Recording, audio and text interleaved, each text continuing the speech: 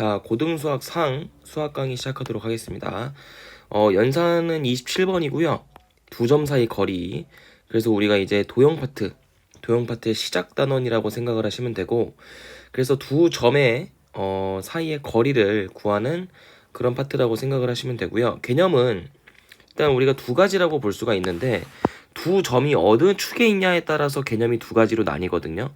첫 번째는 수직선 위에 거리가 나오는데 그거부터 한번 알아봅시다. 수직선 위에 두 점 사이 거리. 자, 요거를 구해 볼 건데요. 일단 수직선이 뭔지부터 알아야 돼, 얘들아. 수직선이라는 게 뭐냐면 쉽게 얘기하면은 하나의 직선에 이루어지는 좌표들이라고 생각을 하시면 되고, 더 쉽게 생각하면 그냥 X축 하나 있다라고 생각을 하면 돼요. 무슨 얘기인지 알겠죠? 수직선이라는 게 뭔지 정확하게 아셔야 되고, 그럼 수직선 위에 두 개의 점이 이렇게 있다고 해보자. 여기 점은 A점이고 여기 점은 B점이라고 한번 해보자. 그럼 두 점 사이 거리는 우리가 어떻게 구할 수가 있을까? 뭐 예를 들어서 A점을 7이라고 해보고 B라는 점을 -5라고 해볼까?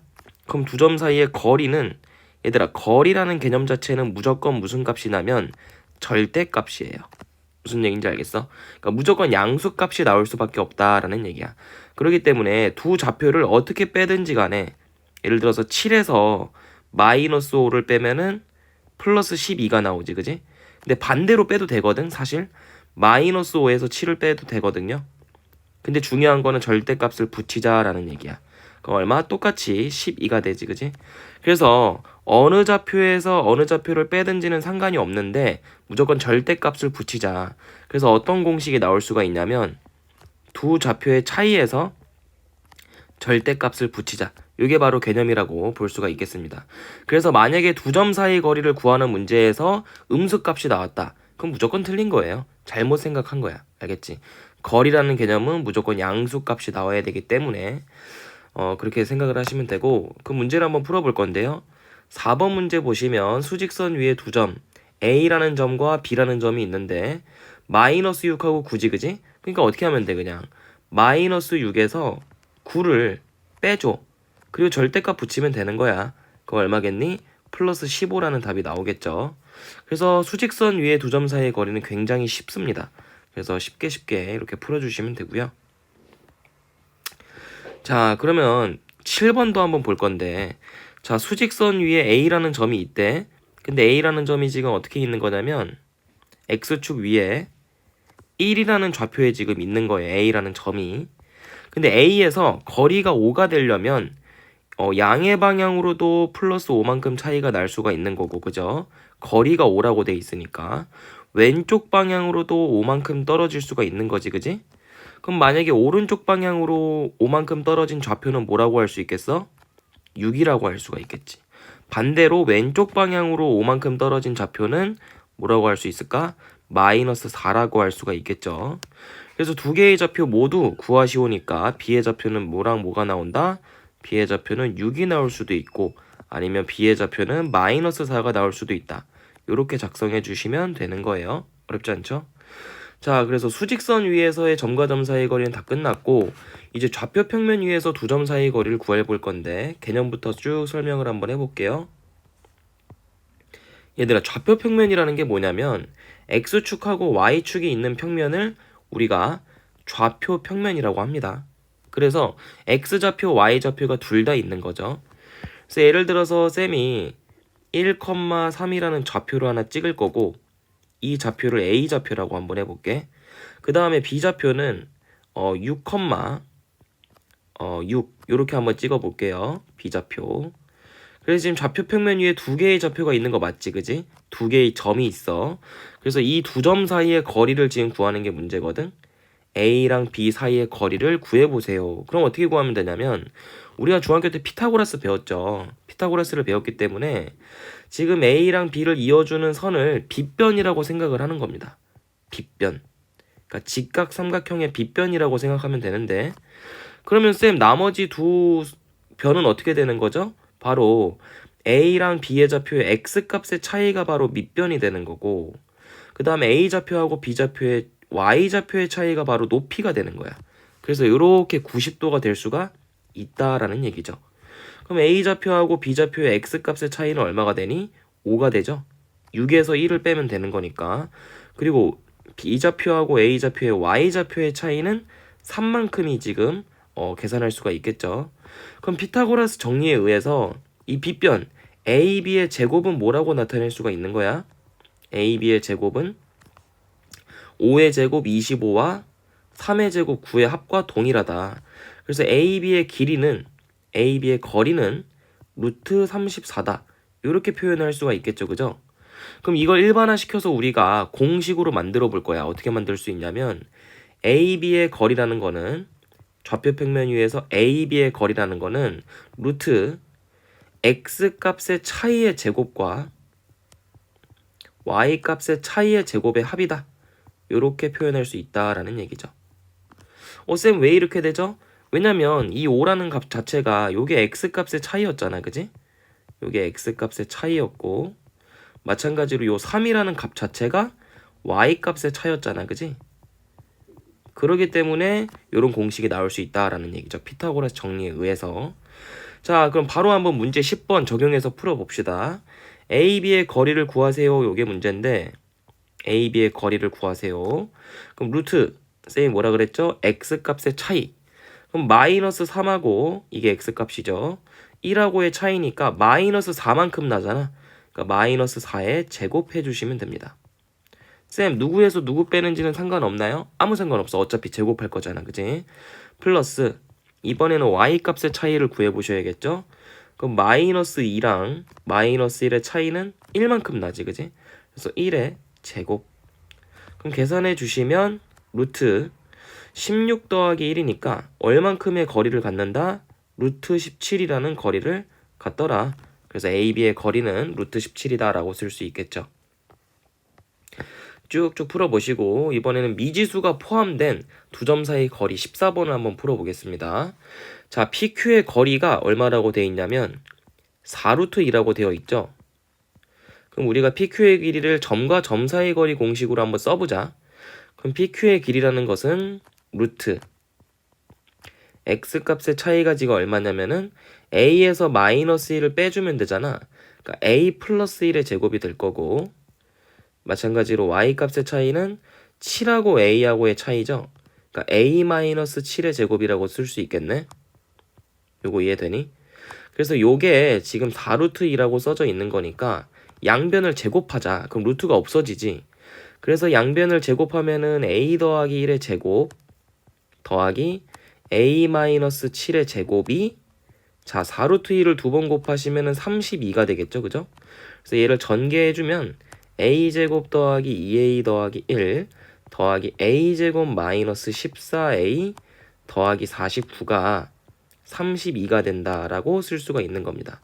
그럼 2A 제곱에다가 마이너스 12A 더하기 50이 될 거고 얘가 32가 되지. 그지? 그럼 인수분해를 하기 위해서 저기 오른쪽에 있는 항을 넘겨주면은 2a제곱 마이너스 12a 더하기 18은 0이 되죠. 그래서 2로 약분해주면 a제곱 마이너스 6a 더하기 9는 0이니까 완전 제곱식이네. 그래서 a 마이너스 3의 제곱이다 보니 얘가 0이 되는 값은 딱 하나 존재하죠. a는 플러스 3이 될 수밖에 없다. 이렇게 써주시면 되는 겁니다. 어렵지 않겠죠? 쭉쭉 풀어보시고요.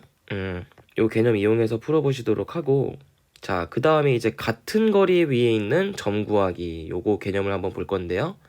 자, A라는 좌표가 지금 3,2라고 돼 있습니다. 그 다음에 B라는 좌표는 1,4라고 지금 나와 있어요. 근데 두 점에서 같은 거리에 있는 X축 위에 있는 점이래. 얘들아, 그래서 개념 정리해 보면은 X축 위에 있다라는 얘기는 X축 위에 점이다. 그럼 얘는 무슨 의미일까? 이렇게 X축 그려보고 Y축을 그려보면은 X축 위에 있는 점은 아주 특이한 점이거든요. 왜 특이한 점이냐? X축 위에 점이 존재하려면 그 녀석의 Y좌표는 무조건 0이 돼야 돼요. 그러니까 X좌표만 미지수 써주면 되고 Y좌표는 무조건 0이다 이거지. 그래서 X축 위의 점은 앞으로 어떻게 쓰자? A, 0으로 써버리자 라는 얘기야. 알겠지? 그럼 똑같은 개념으로 y축 위에 있는 점도 뭐라고 쓰면 되겠어? y축 위의 점도 똑같이 뭐라고 쓰면 돼? 0,a라고 써주면 되는 거야. 무슨 얘기인지 알겠지? 0,a라고.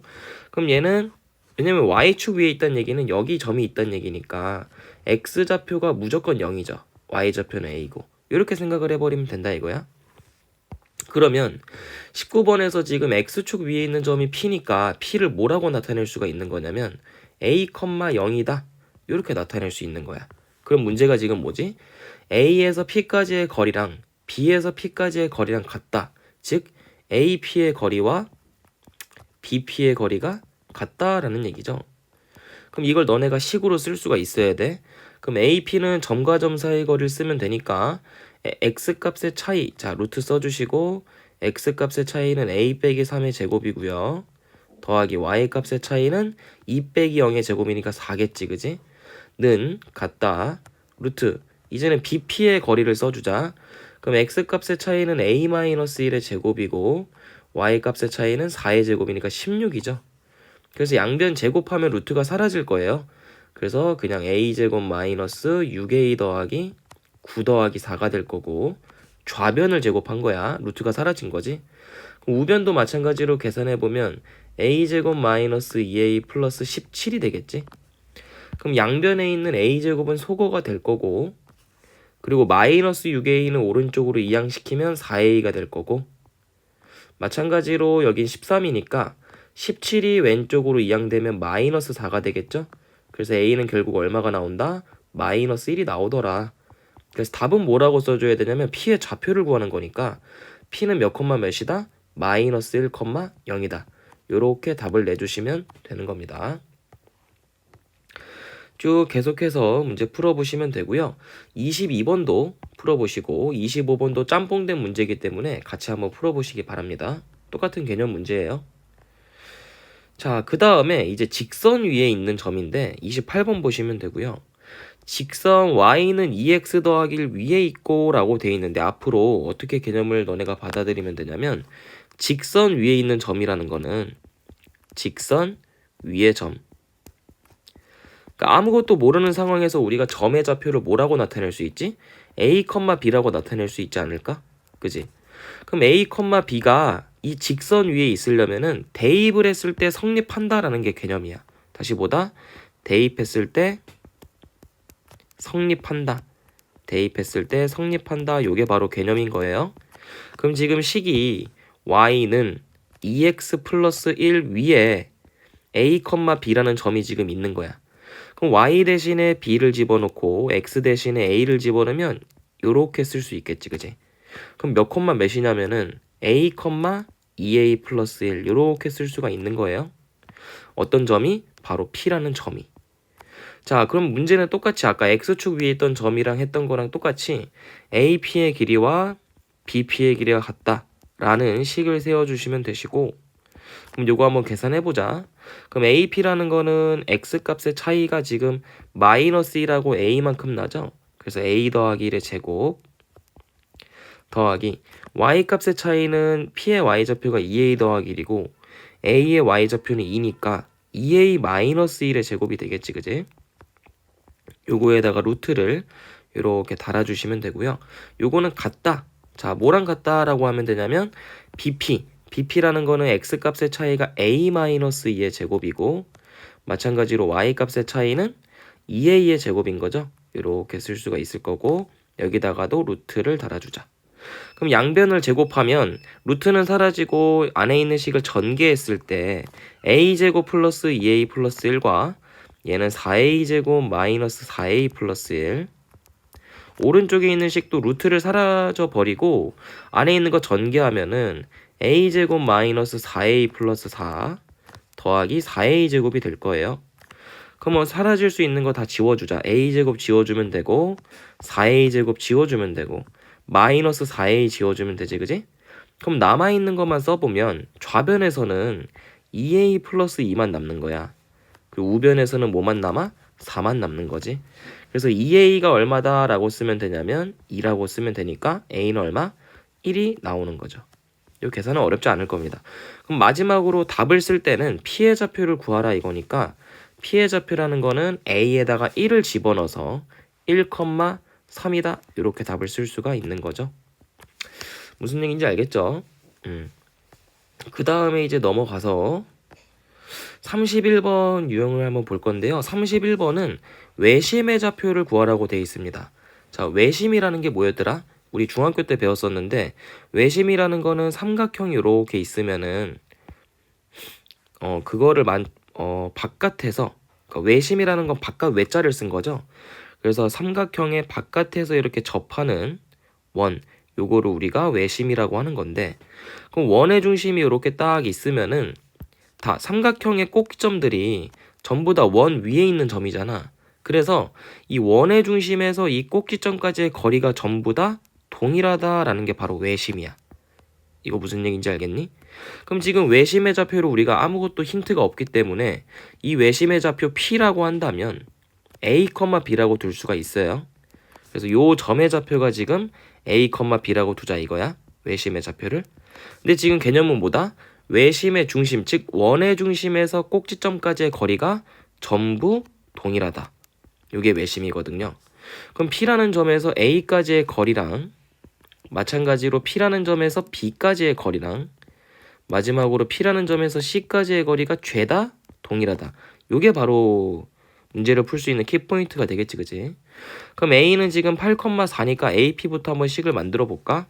그럼 루트 AP라는 거는 A-8의 제곱이 될 거고, 마찬가지로 B-4의 제곱이 되겠지, 그지? Y값의 차이의 제곱은 요게 같다. 자, 그러면 이번엔 BP 한번 해보자. 루트 BP라는 거는 X값의 차이가 A-3의 제곱이고 Y값의 차이는 B 더하기 1의 제곱이죠. 그래서 쌤이 지금 먼저 쓴 거는 AP랑 BP랑 같은 식을 먼저 썼어요. 얘네 둘이 먼저 썼어.